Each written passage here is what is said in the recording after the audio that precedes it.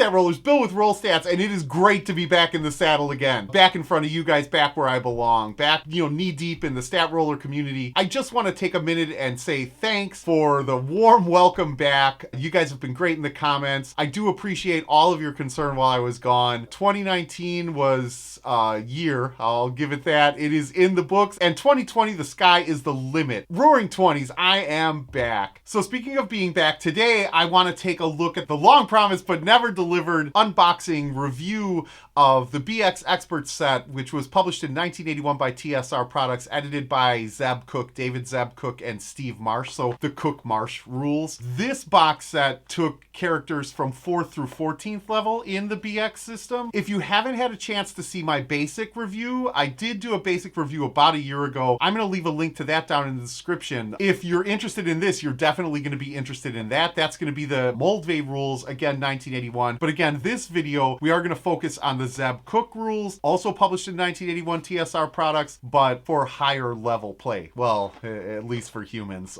Spoiler alert, demi-humans are really screwed in the BX set. But that's a horse of another color. I do want you to know that I wanted to get this review done in one sitting. I wanted to get the whole thing out. But I'll be honest with you, I ended up reviewing the rule system alone, just the rule book, and ended up with over an hour and 40 minutes of footage, which I have to edit down. There's no way that I'm going to be able to do a complete review. So what I decided to do is I'm going to split it up into two. It's going to be a two-part series. This first part will be the unboxing, and let's look at what the contents of this box set are, as well as a deep dive into the rules set itself. And I'm going to give you my opinion of the rules, why I love them so much, what I dislike about them. We'll really do a deep dive into this rules set, into the Zeb Cook rule set. And then part two, which will roll out after this, is going to be a review of the module that was included with this set, which is X1 Isle of Dread. Greatest hex crawl of all time, right?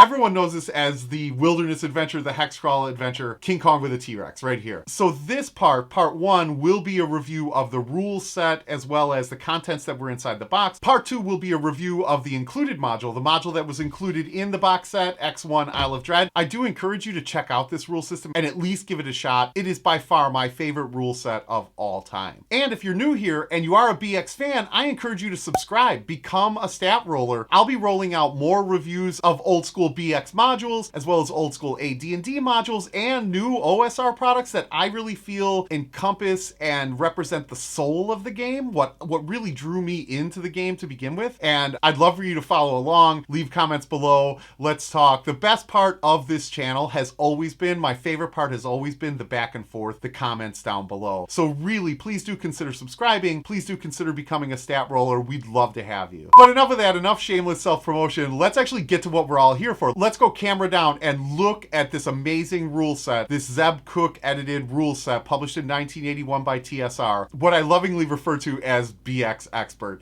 aka the best Dungeons & Dragons rule system out there. Let's go camera down. So this is it, the BX Expert set, the BX Expert boxed set from TSR, published in 1981, stock number 1012, edited by Zeb Cook with Steve Marsh, David Zeb Cook, and Steve Marsh. I do have to say this is not my original set. My original set was destroyed, lost to the annals of time, something that I'll get into in a minute. You'll know why it was destroyed. I purchased this set on eBay, and it's pretty good. The only real major damage in this box is that cut. It looks like a razor cut when it was initially opened. Other than that, the box is in really good shape.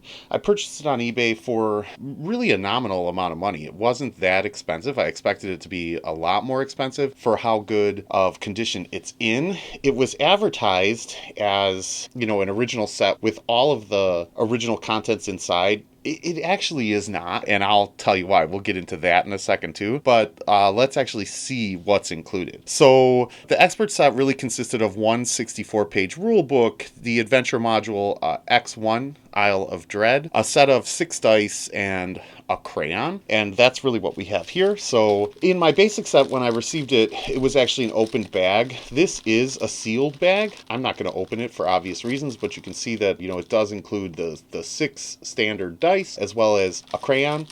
The crayon is used to really color in the numbers. So, you know, instead of inking the numbers, you would color them in with the crayon, wipe off the excess, and it would make the numbers visible. Like I said, I don't really want to open this bag. I do want to keep it sealed. I hope you understand.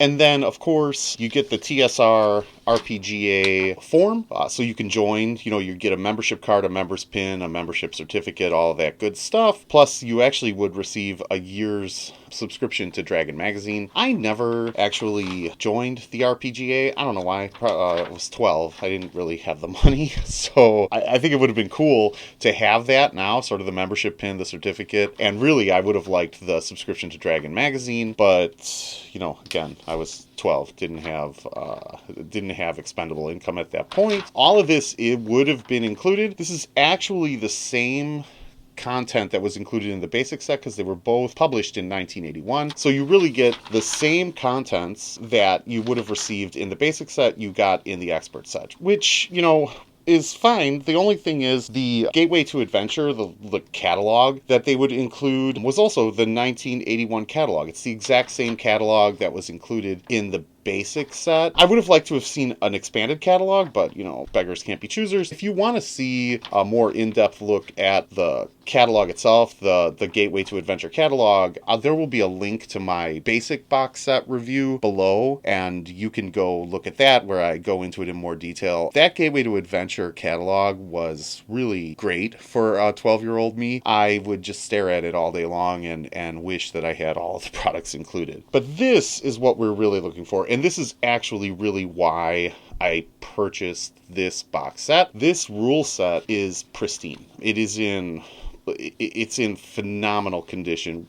Very little wear. Corners are still sharp. No marring or damage to the cover. Really, really a great condition for this particular rule set. And now here we're going to get to why I know this is not actually the original contents. I think that someone, you know, basically reconstructed this. They knew that this box was in good condition, and so then they've replaced the contents with newer contents. In other words, this rule book, I doubt was the original. They just found one that was in fairly good condition. This doesn't appear to have been used much at all, if any. This is a fairly new rule book, but this is how I know that this is not the original. And I'm not sure if you can see it or not, but if you see the slight bending of the module within the box, so X1, the Isle of Dread, it is slightly bent, like they forced it into the box. That's because this particular module, and I'm going to try to get it out without destroying the box because it's crammed in there. This particular module is not the original here, and you can see the bending better now. They had to bend it to get it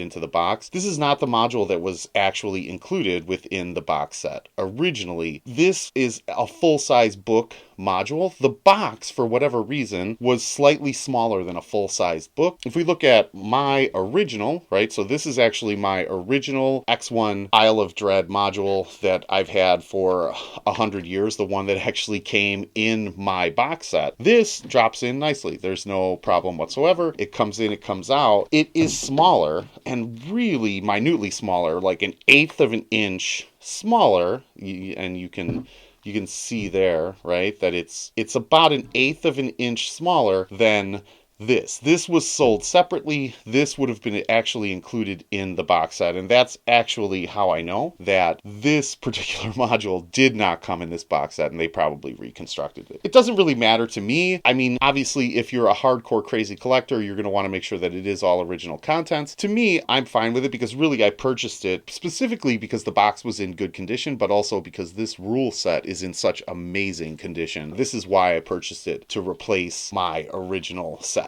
Right? So just something to watch for. If you're looking to purchase one of these box sets on eBay, you might want to ask them if it is the original module. And if it comes like this, if it comes bent like this, you know it wasn't. You know they actually reconstructed it. That is the contents of the box set, everything that's in it. And now let's just jump through and start to review the actual rule set itself, right? The reason that we're all here, the reason you're watching this video, let's review the actual actual rules themselves. It does follow the Moldvay layout. So the player section 2 through 5 introduces rules for adventuring in the wilderness, as well as new weapons and equipment, and it expands the spell lists for the cleric and magic users, and introduces the concept of reverse spells, which is really cool because some spells can be cast with a result opposite to their normal effect, and introduces name level. Basically, when a character reached 9th level or name level, right, they were permitted to build a stronghold and begin attracting sort of like lower level NPCs. And then the Dungeon Master section, which again is parts 6 through 9, provides details for creating and running both wilderness adventures and a long-term campaign, and combat rules for various wilderness terrain. The lists of magical items and monsters are obviously also expanded, and players who wanted further expansion were directed to the companion set, which never actually released for this set, but was released later under the revised BECMI system, right? This rule set begins with some tables from the basic set as a refresher and some guidelines on how how the book should be used, right? The rulebook follows, again, like I said, the rulebook follows the same layout as the basic rulebook, and this is actually why I don't have my originals. The idea was that since the layout was essentially the same, you could cut up your basic and expert books and put them together in a 3-ring binder. So both of these sets had the 3 rings in them. So that, the idea was that you could cut them up and put them together in a 3-ring binder and combine the different sections with the different sections. Okay, so trust me on this, it wasn't a good idea. It's not a good idea. If you have these books, don't cut them up. I don't care how careful you are. You're going to end up, the pages are going to end up tearing. You're going to lose pages. And, that's what happened to my original set, right? I lost to my complete original set because I was stupid and I cut it up and put it into a 3-ring binder and ended up losing all of the pages. But anyway, this section ends with a section dedicated to players who had the blue cover version that was edited by Eric Holmes. So Holmes Basic, right? It explained the changes between that version. So, it went through and explained the changes in between that version, the Holmes version, and this version, in case you didn't start with the actual Magenta box set or the Moldvay rules. If you brought your characters from level 1 through 3 in Holmes Basic, it really went over, this goes over how to add them to this system, how to basically continue and progress your characters from Holmes Basic through into the Zeb Cook Expert. Ironically enough, this was actually the first time that I had heard of the Holmes Basic set, and it really made me realize that this game that I was playing, this was an extension of a game that had far more history and legacy than I realized. I mean, I was 12. I didn't really understand additions, revisions, and the like. I mean, to me, it was a game. I didn't realize that there had already been all of these versions of the game. This was my very first introduction. And this section is really what drove home the fact that this game does have legacy, that this game does have history, that it's really larger than just a game or larger than just a book, at least for me. So, and then going on to part 2, which is player character information. This section is basically the continuation and progression of the character classes, right? So basic D&D covered 1st to 3rd. The expert set continues this progression all the way to 14th level, for human classes anyway. So cleric, fighter, magic user, and thief, including expanded tables for the cleric's ability to turn undead, thieves' abilities, the designated name levels, so the level that the PC has to reach to build a castle, a stronghold, or a fortress, and begin attracting, NPC retainers and the like. And you thought that was Mr. Colville's idea, right? Nope, it was here in BX Expert. That ability to hit name level and begin to attract followers and build out sort of a little mini fiefdom, castle, a stronghold, a fortress, a keep. That was one of the coolest aspects of BX Expert, and really what made, level progression, wanting to gain levels, really, really, really cool. Only humans really progressed up to 14th level. This section also established the cap levels for the demi-human classes, so elves, dwarves, and halflings. Spoiler, dwarves cap out at 12th level, elves cap out at 10th level, and the poor halflings only rise to 8th level. I think this is where my tendency towards human characters began. The demi-humans, when I started playing, they were capped off at certain levels, so they couldn't rise through the character progression the way that humans could. So I think that's where my preference for human characters began, and really where my dislike for halflings specifically was born. Poor halflings, they really got screwed in the BX system. And then finally, this section ends with an expanded weapons and equipment chart with a heavy focus on transport, both water and land transport. Since the rule set really addresses wilderness adventuring and hex crawling, something which wasn't covered in the previous basic rule set, none of that sort of transport equipment, none of that travel equipment was included in those particular, in the basic set. And so really the equipment list here has much more of a focus on that type of equipment so that, you can get from place to place.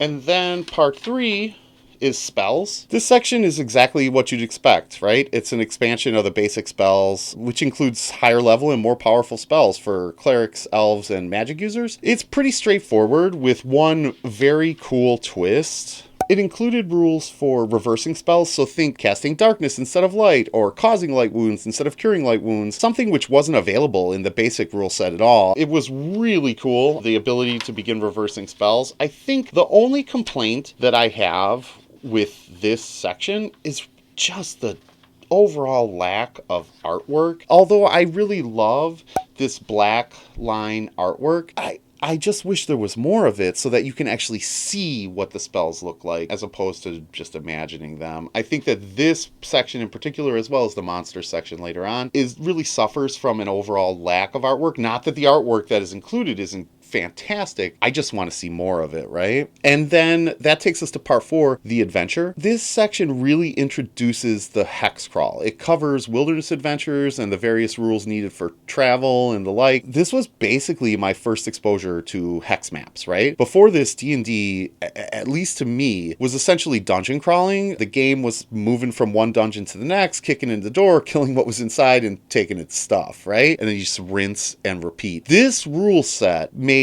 just traveling to the dungeon half the fun and really twice as deadly, right? Hell, with this rule set, you didn't even need a dungeon anymore. A haunted wood, a lonely mountain, or a forgotten island, hint, hint, spoiler, was now your destination. I mean, really, X1 Isle of Dread is really King Kong with a T-Rex, right? It is basically a wilderness exploration with the small inclusion of 1 or 2 dungeons. So anyway, this section has all the rules you need for hex crawling. Think rules for time, scale, and movement, pursuit and evading pursuit in different terrains, and waterborne and airborne travel, and becoming lost. So think of all of your typical hex crawl rules. They really were born here. At least in the BX set, right? This is the first time that we had seen this. You didn't see anything like this in the basic set at all. Which brings us to part 5, the encounter, right? Part 5, really, most of this section is a reprint of rules from the same section, in the basic rules, because encounters in the wilderness are handled much the same way as they are in a dungeon. The main difference is that there's a chance of becoming lost,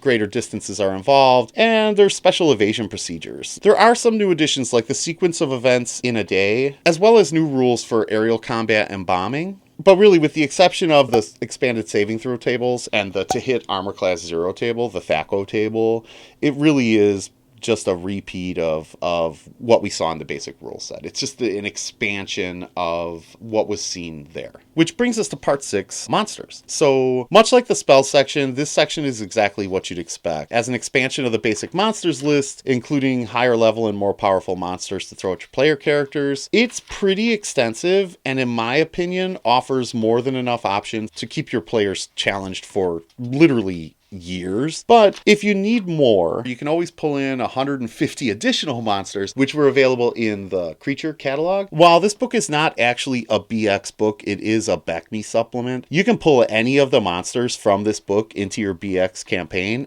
with virtually no revisions or tweaks. This book is available at DM's Guild. It's available as both print or PDF from $7.99 to $16.99, depending on your choice of format. If you're interested in this book, if you're looking to run a BX campaign and you're looking to pull in some more monsters, I'll put a link in the description below to DM's Guild where you can purchase it. If you're going to run a BX campaign, it is well worth the $7.99 to $16.99 that you're going to spend. And again, like the spells section, the only complaint that I have with this is the lack of pictures, the lack of artwork. Although this does have more artwork than the spell section, I would have liked to see more of it. I love this style of artwork. I want to see more. I would have liked to see a picture, to be honest, for every monster included. I mean, I know that's not possible, but if I had to make a complaint, that's the only complaint that I would have. I just want to see more. So that brings us to part 7, treasure. And really, this section covers the loot, right? It has extensive tables covering all of the treasures, including coins, gems, jewelry, and magic items. Everything, I guess, that the party would find as they're out adventuring. The magic items available are wide-ranging and really, really cool. So think swords, weapons, armor and rings, wands, staves, and rods, and really a collection of kind of the coolest miscellaneous magic items that you're ever going to see. But the best part of this section really was the new rules to create intelligent swords. Damn, those were good times. And that was really the finding an intelligent sword, a sentient sword with different powers and abilities, alignment, motivations. It was amazing. I loved this part of the magic items and certainly the treasure section. This was also something that was new to the expert set. We did not have these rules in the basic set, and this was kind of mind-blowing that you can have an intelligent sword or a sentient weapon. It's a concept that I had never seen before and a concept that we really, really, really loved. And that brings us to part 8, which is the DMG, right? The Dungeon Master information, which really is just considered the DMG portion of this particular rule book. Again, these books, both the basic set and the expert set, were set up as all encompassing books. And there were no core rule books. There was just the one rule book, but this one rule book, even though it was only 64 pages long, really encompassed Player's Handbook, Monster Manual, and DMG. And this portion, section 8, part 8, is really the DMG portion of this book. And this section is really the meat of higher level play, right? Hex crawling and creating wilderness environments and base towns. And there is so much information packed into this section that it'll make your head spin. You can't believe the amount of pages that it is. It's almost impossible to believe that there was that much information packed into it, but there was, right? And so starting with handling player characters, which includes what I think is a very slick and probably the best way to handle skill checks that makes a player's stats actually mean something. Instead of determining an arbitrary DC and having the player character roll to beat it, right? This optional rule, it essentially asks the DM to base a character's chance of doing something on their stats. So think strength, dexterity, constitution, etc. And then the player rolls the stat number or less on a d20 to see if they succeed. I can't tell you how much I love this mechanic. It streamlined and simplified things without having to add skills and feats and things that really didn't matter. It made it so much easier to make a ruling on the fly and really facilitated quick gameplay, but didn't make the player feel hindered or that they didn't have options. Their stats mattered. It was really a great mechanic, and it's one that I actually miss and enjoyed and would like to continue playing with. And then magical research and production really provided rules for clerics, elves, and magic users to research and create, new spells and magic items. So if the spell list was not enough for your particular player, or you wanted a new magic item or they wanted a new magic item, they could go through the effort to create their own new spell, research a new spell and create one, or create a unique magic item just for their particular character. Castles, strongholds, and hideouts. This is what I was talking about earlier. So this provided rules for establishing, building, and protecting players' own fiefdoms once they reached name level, and it included costs, construction times, and the like. Really comprehensive, but not overly complicated system for player characters to really come up in the world and establish themselves and begin, not only changing the world that they live in, but actually ruling, running, and existing in the world that they live in, really making a difference in their world. And then next, designing a dungeon. This is basically a repeat of the information. In fact, it is just an edited down version of what was included in the basic set, but designing a wilderness was brand new. This section breaks down how the DM can expand the area around dungeons, giving their players a whole world to explore. This took the game from dungeon crawl, like I said earlier, dungeon to dungeon, kick the door down, kill the monsters, take their loot, rinse, repeat. This changed the dungeon crawl concept to a larger world, a larger campaign world concept in just one page. What I'm saying is the information here was succinct, and it was enough to get your juices flowing, to get your ideas flowing, to spark creativity, but didn't define what it had to be. It sparked your imagination to allow you to see what it could be. So once you design your wilderness for your players to explore, you best believe that those players are going to encounter some wandering monsters while exploring that world. So the next section is really filled with expansive wandering monsters and wilderness encounters charts and tables, as well as the rules for using them, right? Wandering monsters actually became the norm as opposed to the rare. This was actually, could be and should be and was more deadly than a dungeon crawl, right? Because you had no idea what you were going to happen upon in the wild. Chances are that it was more powerful than you. The concept of game balance was not really a thing in BX. In other words, balanced encounters, game balance, making sure that all the classes are balanced and they have they're equal in power, making sure that all of the monsters that you encounter are balanced and equal in power. That wasn't really a concept that we played by, knew of, or even cared for, right? I mean, half the fun of the game was the threat of death. You didn't know what you were going to run into, and you better damn well be ready for it. And finally, it ends with an example of what a sample wilderness campaign would look like. You get an introduction to the Grand Duchy of Karamikos, and the surrounding area and lands, as well as a hex map and a sample gnome lair. This was actually the genesis of the known world Mystara, right? This was the first introduction of a campaign world in the BX system. This was the first introduction of Mystara, and it really wasn't even complete at this time. This is way long before the Gazetteers. This was simply just a sample wilderness area that was included to show DMs what your wilderness campaign could look like, or should look like, or might look like. It was received so well that they ended up then within the BECME series, and certainly, through the Gazetteer extensions, they built out the known world to become, I don't know, what is really one of my favorite campaign settings to play in altogether. Hey, speaking of the known world of Mystara, if you're interested in more information, on Mystara, if you love Mystara and the known world as much as I do, you should go check out Mr. Welch's YouTube channel. So I'll leave a link to his channel in the description below. He is a tome of living knowledge on the known world, on Mystara, and he has a ton of videos actually covering Mystara, different BX modules, as well as different areas of Mystara, the different cities and lands and peoples. If you like Mystara and you want to know more about Mystara, I'm going to leave a link to it in the description below. And that brings us to part 9, which is special adventures. This is actually a brand new section in the expert set. There's no correlating special adventure section in the basic set, because it